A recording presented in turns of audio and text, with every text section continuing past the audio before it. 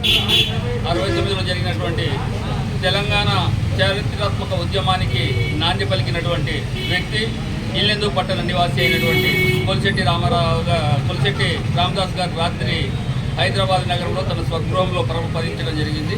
వారికి నివాళులు అర్పించేందుకు ఈరోజు ఇల్లెందు పట్టణంలో వారి ఉద్యమ స్ఫూర్తిని మననం చేసుకుంటూ ఈరోజు ఇక్కడ వారికి శ్రద్ధాంజలి ఘటించే కార్యక్రమం నిర్వహించడం జరిగింది. మలిదశ ఉద్యమంలో మాలాంటి ఉద్యమకారులందరూ కూడా పాల్గొనేందుకు మార్గదర్శకులైనటువంటి రామదాస్ గారు 1969లో జరిగిన ఉద్యమానికి కూడా నాంది పలికారు. కేటీపీఎస్లో జరిగినటువంటి అక్రమ నియామకాలపై పోరు సాగించి నాన్ ముల్కి గో బ్యాక్ అనే నినాదంతో మొత్తం తెలంగాణ వ్యాప్తంగా పర్యటించి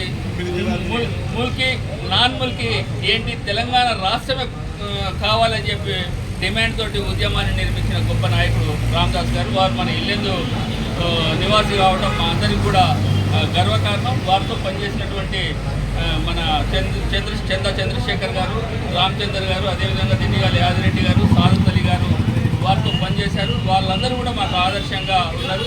వారి రామదాస్ గారి యొక్క ఉద్యమ స్ఫూర్తిని మననం చేసుకునేందుకు ఈ కార్యక్రమం నిర్వహించుకోవడం జరిగింది. భావితరాలకు వీరి చరిత్ర అందించాలనే దృక్పథంతో ఈ కార్యక్రమం నిర్వహించడం. మొన్న జరిగినటువంటి టీఎస్పీఎస్సీ జరిగినటువంటి ఎగ్జామ్స్లో వీరి జీవిత చరిత్రను కూడా పాఠ్యాంశంగా రూపొందించిన విషయం ఈ సందర్భంగా మన ఇల్లెందు పట్టణవాసులకు తెలియజేస్తుంది. మీరందరూ కూడా వారి యొక్క ఉద్యమ స్ఫూర్తి గురించి తెలుసుకోవాలని చెప్పి విజ్ఞప్తి చేస్తుంది. రామదాస్ గారు ఉండేవాడు. మేమంతా డిగ్రీ ఆర్టీఎస్లో ఉండేవాళ్ళం. అప్పుడు రామదాస్ గారిలో మేమంతా సమావేశం ఉండేవాళ్ళం.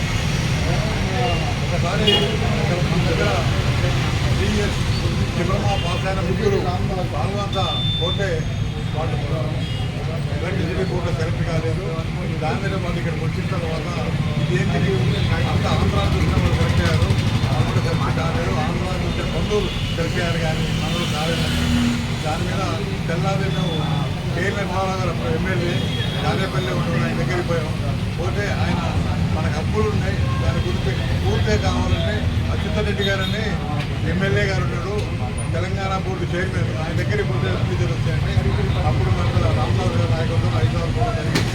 ఆయన మనకు హక్కుల గురించి చెప్తే ఆఫీస్లో పెట్టేసి హక్కుల గురించి మొదలుపెట్టి నుంచి 4 అన్ని ఆఫీసులు ఎన్నుకుంటూ ఇక్కడి నుంచి కొత్తగూడెం పాల్గొంటాలో కూడా పనిచేసాం.